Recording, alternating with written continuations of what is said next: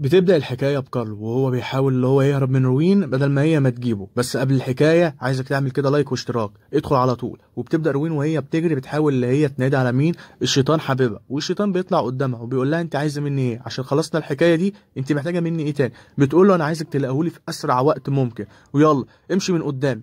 وبيبدأ الشيطان اللي هو بيدور عليه، لكن كاروين بيحاول اللي هو يلاقي اي مكان يتدارى فيه ويبعد عنه ايه؟ الشيطان. وفعلا بيلاقي حتة كوخ.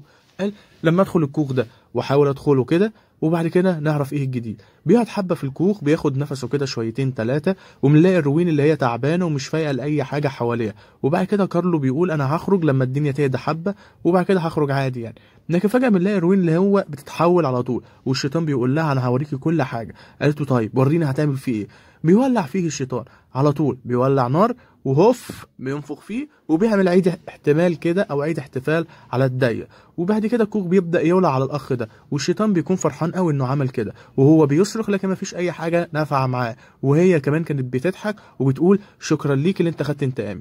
سبرين بقى بيتكلم مع المدير بتاعه وقال له انت عملت فيا ايه؟ قال له انا خليت كل حاجه مستخبيه وصدرت كل حاجه. لكن سبرين بيقول له انت عملت كده ازاي؟ ده انا عندي قوه اكتر منك. قال له لا انا خبره، هي دي شيبه دي من شويه. قال له تمام. قال له بص هوريك حبه حاجات. وفعلا بيحاول اللي هو يجيب سبرين اي حاجه ليه، لكن مش بيعرف وبيكون متفاجئ قوي. بيقول ايه القوه دي؟ انا اول مره اشوف كده.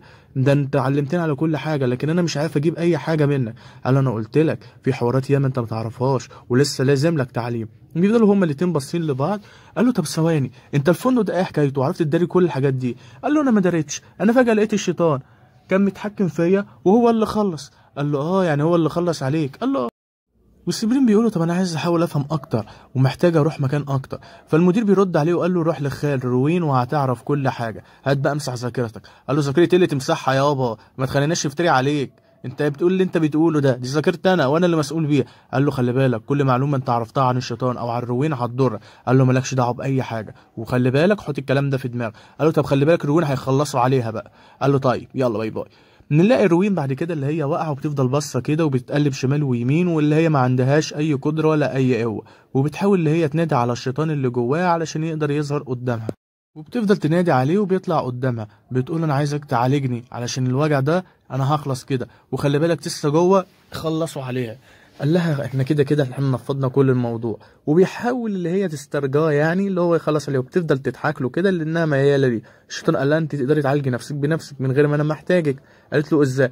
قال لها قومي كده وانت هتعرفي ازاي. وفعلا بتبدا روين اللي هي واحده واحده تعالج نفسها، وبيبقى كده الشيطان باصص لها كده بصات غريبه اللي هو بيتغزل فيها. هي بصراحه البت حلوه يعني كده كده. خلينا مكملين في الكلام. بتبص له روين وبتقول له ايه ده؟ انت عايز ايه تاني؟ قال لها انا هخليكي تعلمي ازاي تعالجي نفسك، وهدخلك جوه دوامه وهاخد روحك هوديها لمكان اجدادك. بتقول له طب انا المفروض اعمل ايه؟ قال لها ولا تعملي حاجه، حاولي اللي انت تتاملي وحاولي اللي انت تطلعي قوتك وطاقتك وانا هوديك لمكان اجدادك. بتقول له تمام، هو ده اللي انت عايزه يعني اللي انا هعمله؟ قال لها اه. بعد كده بتحاول اللي هي تجيب قوتها واخر قوتها، وفعلا بنلاقيها اللي هي بدات تدخل في غيبوبه حلوه.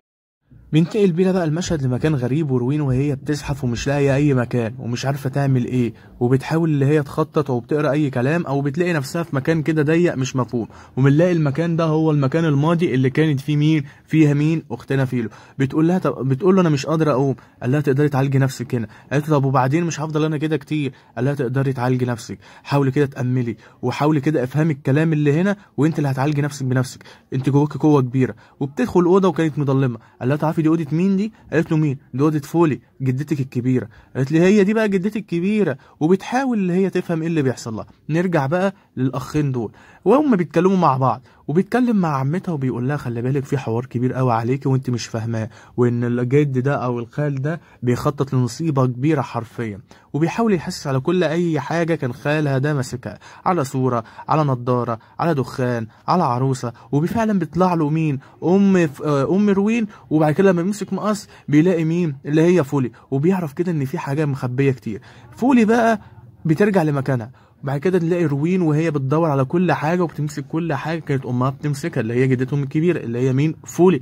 وبعد كده تمسك حبه رموز كده وبتقرا حبه رموز كده، وبيقول لها ان الرموز دي مسؤوله انها تعالجك وهتقدر تخلصك من اي جرح او اي امل، وتقدر اللي هي تجدد طاقتك منها. قالت له طب انا المفروض اعمل ايه؟ قال لها قولي التعويذه، ولما تقولي التعويذه هتعرفي تعالجي نفسك. وبتقولي التعويذه وبنلاقي ان الجرح بتاعها خف وخلص، وبتفضل فرحانه. كمان مش كده بس، دي زادت قوتها بدل الدب 2. قالت له انا ولا حاسه باي حاجه، ده انا كده كاني رجعت من اول وجديد، انا في كامل صحتي وبكامل عافيتي. قال لها انا مش قلت لك انت في حاجات ياما ما تعرفهاش، وانا واحده واحده هعلمك. وبتحاول اللي هي تنشط الطاقه على الشيطان، لكن مش بتعرف، وبتضحك لانها عرفت القوه اخرها فين، وهي تقدر تعمل اي حاجه بقوتها دي. وبعد كده بيقول لها انت فرحانه؟ فبترد عليه بتقول له قوي انا فرحانه قوي، اول مره الاقي نفسي ان انا قويه كده بالطريقه دي، ده انا حسيت ان انا نفسي جامده جدا. بتقول انا كده كل حاجه بقت معايا تمام، انت بقى عايز ايه؟ قال لها انت في طفل في بطنك، والطفل ده مني انا مش من سبرين، والطفل ده انا عايزه، ولازم علاقتنا تكتمل ببعض، ولازم اللي انت تتجوزين. فهي بتبص له كده بتقول له طب ازاي؟ قال لها بصي ايديكي، وبيولع من ايديها شعله وهي بتكون مندمجه قوي بالشعله. قالت له انا هعمل اي حاجه انت عايزها. قال لها طيب اول حاجه اللي انت هتعمليها مع بعض اللي احنا الاتنين هنخلف من بعض. بتقول له ازاي يعني؟ قال لها زي السكر في الشاي، ما تفتحي مخك معايا. وبيغازلها كده، وبتبدا اللي هي تحس بيه، وبيبدا اللي هو يشيل اللي هو الجرح اللي كان على ايديها لما كانوا حاولوا يعرفوا مكان تسا. بيقول لها دي ايديك اهي رجعت سليمه ولا فيها اي حاجه ولا حتى خدش. قالت له انت ازاي بتعمل كده؟ قال لها شيطان يا خاله. بعد كده بنلاقي روين اللي هي مرميه ومحذوفه ومش مفهوم لها اي حاجه. ارجع بقى لاخونا ده وهو بيدور على خالها، لكن ده المدير ودي الساحره، وبنلاقي اخت سبرين وبيكلمهم هما التلاتة وبيقول لهم انت عرفتي حاجات ما كنتش المفروض تعرفيها، غير كده انت شفتينا واحنا بنعالج اخوك سبرين، علشان كده لازم نلاقي حل جذري معاكي. هي بتقول انا ما شفتش اي حاجه. قال لها كدابه، انت كنت واقفه هنا وكنت بتتفرجي، ولازم نعمل اللي هو عصر ذاكره كده بسيط، ولا هتحسي بالم ولا باي حاجه، هي دقيقه دقيقتين وهتنسي كل حاجه، ولا كانك تعرفينا ولا كاننا نعرفك. سبرين بقى وهو بيدور على حاجته الغريبه كده بيلاقي قطه او وجه القطه كده، ولما بيحسس عليه بيلاقي ان الخال والد بيقتل اي حد ليه قدامه، بيقتل ده وبيطلعه على اللوبي وبيفضل باصص له كده. لكن سبرين بيخاف وبيعرف ان هنا كده في مشكله كبيره هم داخلين عليها، او مشكله هم كمان ما ينفعوش يدخلوا عليها او يتكلموا معاه كتير، وبيفهم ايه هي اصل الحكايه. وبيلاقي بعد كده اللي هو دخل لامه وفضل اللي هي تطبطب عليها شويه والكلام ده قدام سابرين، وطبعا انتوا عارفين عمل ايه مع امه يبقى خلص عليها. بتيجي العم بتقول له انت ايه لقيت حاجه جديده ولا ايه؟ الحاجات دي محطوطه بقالها قرن. قال لها ده في حوار كبير كبير جدا، ان المعلم ده بيقتل اي حد ليه قدامه، ولازم ان احنا نقف قدامه يا اما هنتبهدل كلنا. بتقول انت عايزني اساعدك ضد اخويا؟ انت فاهم انت بتقول ايه؟ الحوار اكبر من كده بكتير. قال لها خلي بالك لازم تعملي كده يا اما كلنا هنموت منه. على فكره هو مصر اللي هو يخلص علينا كلنا، لازم اللي احنا نلاقي خطه عشان تخلص. لكن بتحاول العمه بتقلب كده اي كلام واي حوارات وبتمشي، وهي بتفضل بصاله. قال لها خلي بالك كلها مرحله وقت. قالت له وقت؟ قالت له انت بتقول ايه؟ وبعدين ايه الكلام اللي انت بتقوله؟ انت عايز نتفق معاك انت عشان نخلص من اخويا؟ انت فاهم انت بتطلب مني ايه؟ انت بتطلب حاجه كبيره. قالت له روح انت ولو في اي جديد تبقى تبلغني. ارجع بقى لروين. روين كانت قاعده متمدده ومكانش فاهمه اي حاجه ولا فاهمه ايه اللي حصل معاه، وبتفضل كده بس في المكان اللي هو كان فولي اللي هي كانت بتعالج فيه الامراض، وبتقرا حبه تعويذه، وكل ما تحط ايديها على حبه كلام او على اي تعويذه بيقلب الدنيا. وبتفضل روين فرحانه قوي بنفسها وبتقول انا جامده قوي. لكن روين بعد كده لما بتقف شمال ويمين وبتحاول تنادي على الشيطان، لان فجاه لقيت الشيطان ماشي من قدام، لكن الصوت من جواه بيكلم بيقول لها ده وقت اختبارك، يا اما تنجحي فيه يا اما تسقطي، وخلي بالك الوقت هنا سريع جدا اكتر من انت بتتخيلي، يعني ممكن كمان دقيقتين تلاقي نفسك انك حملتي. ايه ده؟ ازاي ده؟ قال لها هو كده انت في الماضي، والماضي بيبقى كل حاجه مختلفه وبيقلب عليها الاوضه. قال لها وقت اختبارك بدا، يا تموتي يا تعدي. وبتاعت كده بتدخل في اوضه وبتحاول اللي هي تتحامى فيها، وبتلاقي ان فعلا ان في ساعه بتعدي وفي واحده ماسكه الساعه دي، وبتحاول اللي هي تناديه من جوه بتقول له الغي التدريب ده ورجع روحي تاني. قال لها ما فيش رجوع للارواح، ده مكان اختبارك وانت يا اما تنجحي يا اما لا. كل اجدادك عدوا من الاختبار ده لحد ما بقوا حاجه كبيره وكيان عظيم، وبيقلب عليها برضه الصوره تاني. ريم بقى بيقابل عمتها وبيقول لها لازم نلاقي اي حل. ده ايه ده؟ المكان هنا مختلف عن التاني، وخلي بالك انا جات لي حوارات ان هو هيعيد تشكيله تاني على مقبره اسلافنا احنا. قالت طب اطلع فوق كده مكان امها بقى وممكن تلاقي اي معلومه جديده. روين بقى وهي بتدور على اي طريق اللي هي النجاه، وفعلا بتلاقي واحده كده ماسكه ساعه وبتقول لها انت يا خاله انا عايزه الساعه. اما الوقت بيعدي هنا بسرعه البرق، يعني ممكن تلاقي الوقت هنا حاجه وفجاه ممكن تلاقيه حاجه تانية وكمان دقيقتين تلاقيه حاجه تالتة. فهي بتحاول ان هي تنادي اي حد يجي ينجدها وبتفضل تعيط، لكن طبعا مفيش اي صوت ومفيش اي حاجه، وبتبدا المكان يتقلب بيها او بيبدا يبقى فيه تغيير، وبتفضل هي باصه وبتحاول تنادي اي حد، لكن طبعا زي ما انتم عارفين مفيش اي حد بيعبر حد اليومين دول. بعد كده بيجي واحد وبيمد مين على روين وبيمشي بيه. بتكون بعد كده روين بص شمال ويمين وبتدور على اي طريق للنجاه عشان تعرف تفلت من الحوارات دي كلها. طبعا هي مش بتلاقي اي حاجه، وفجاه بتلاقي العداد بيعد والوقت بيجري. بتقول طب انا هعمل ايه بقى؟ احنا كده ممكن اخلص عليا او ممكن اي حد يخلص عليا. تفضل اللي هي تدخل في حاله ارتباك وحاله زعل، وبتقول ان الوقت بيعدي اوام، وكل ما بتاخر كل ما الوضع بيسوء اكتر واكتر، وبتحاول اللي هي تهرب. سبرين بيدخل مع عمته وبيحاولوا اللي هم يدوروا على اي حاجه جديده تدلهم على الموضوع ده. بيدوروا شمال في يمين بيلاقوهم نايمين، وبتطلع كده صندوق وبتلاقي خلي بالك بتقول هي دي لما الجده جت وعملت حبه حوارات على العروسه دي وعرفت تطلع منها اي حاجه جديده. بتقول له تعالى حتى كمان شوف كده، وبيكشف بعد كده سبرين على العروسه دي وبيلاقيها ان هي فيها حوارات كتير. بيحسس عليها كده وبيعرف ان بقى دي جدتهم الاكبر، يعني كمان قبل فولي، ان هي كانت ماسكه العروسه دي وبتهمهم همات مش مفهومه. وبيجي الشيطان بيلعب في دماغها ويقول لها انت ساحرتي، وكده كده هعيد تشكيله على اجبره اسلافكم وهظهر اقوى من الاول، وكمان الساحره 13 هي اللي هيكون ليها شأن كبير. الساحره 13 دي طبعا انتوا عارفين هتطلع من مين؟ من روين. تقابلهم جدتهم وبتقول لهم احنا لازم نلاقي اي حل نخلصه من روين، لكن روين دلوقتي هتلاقيها اللي هي داخله في صراعات معاه ومفيش اي محاوله اللي هي تعرفه تنجده منها. بعد كده رجع للخال وهو بيمسح ايده من الحوارات اللي عملها وبيبص لسبرين وبيقول لها ايه ده انت لسه ممدده وهي بطنك نفخت ليه اوام كده ده لسه. بعد كده بنلاقي بيكون الوقت معاها سريع قوي، وفجأة بتلاقي اللي هي الوقت بيجري قدامها وبتحاول اللي هي تلاقي اي حول او اي حاجة تقدر تخرجها من هنا. وبعد كده بتفضل تنادي عليه بتقول له الحقني انا عايزاك في اي طريقة، انا مش عارف اكمل الاختبار وانا كده ممكن يحصل لي اي حاجة، انا كده فاضل لي كتير وممكن اللي انا يخلص عليا هنا. وبعد كده بيقلب عليا الأوضة تطلع تجري. وبعد كده بتفضل بصة شمال ويمين كده وبتحاول اللي هي تلاقي اي حل او اي حوار يعرف اللي هي توصلها. وبعد كده بتلاقي امها وماسكه ساعه وساعه جديده، وبعد كده بتفضل تتكلم مع امها بتقول لها انا مش امك انا شيطان، لكن خلي بالك طريق نجاتك من هنا انك لازم تعدي من الاختبار ده، لان الاختبار ده هيحدد انت تكوني مين، ولازم تقابلي الجده الكبيره اللي هي فولي، وفولي هي اللي هتعرف تكمل معاكي بعد كده. وبعد كده بتحسس على بطنها وبتقول لها خلي بالك انت بعد الحمل بتاعك جه ووصل، والولد اللي هيجي ده هو اللي هيحتل كل حاجه وهو اللي هيقدر يحميكي من اي حد، لازم الخلفه بتاعتك تكمل. وبعد كده بتعرف ان الشيطان ناوي اللي هو يكمل الخلفه بتاعته لان ده المفروض من نسله يعني. بتقول له طب ايه ده؟ طب انت الاوضه بتحول هنا تاني ليه؟ بتقول له انا هفضل كده كتير ولا ايه؟